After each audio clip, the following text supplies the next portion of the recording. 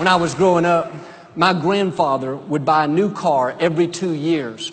And he would give one of us grandkids his old car. He was very generous.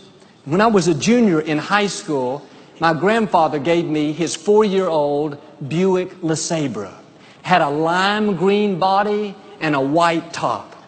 I loved my grandfather, but it was the ugliest car on the road. One of my friends that I played basketball with, he had a car as well. And we decided to carpool. I'd go pick him up a week and take him to school, and he would drive me the next week. He lived about 15 minutes in the opposite direction from the school.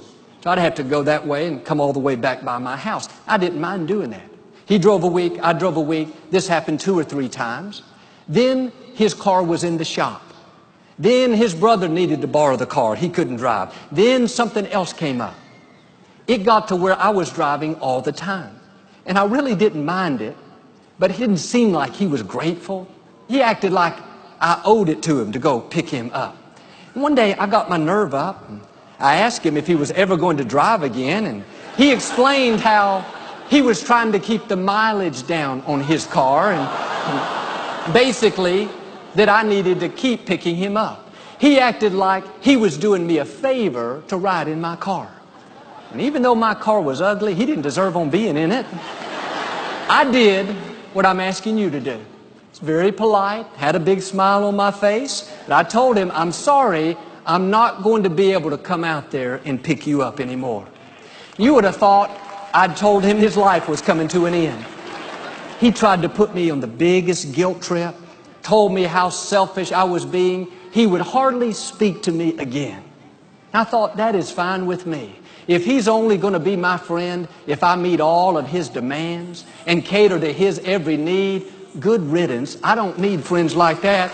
Go find somebody else to control, but you're not going to control me. I don't mind being good to people, but I do mind being used. If you allow it, people will run your life. They'll tell you what to do and where to go and how to dress, how to spend your money. It's good to get free from addictions, free from debt, free from depression, but one of the greatest freedoms is to get free from people. Quit letting people pressure you into becoming something that you're not. Quit living on eggshells, thinking you're going to fall out of their favor. If you don't perform perfectly, call them on cue, come running every time they ask, then Joel, they may get upset with me. My message today is let them be upset.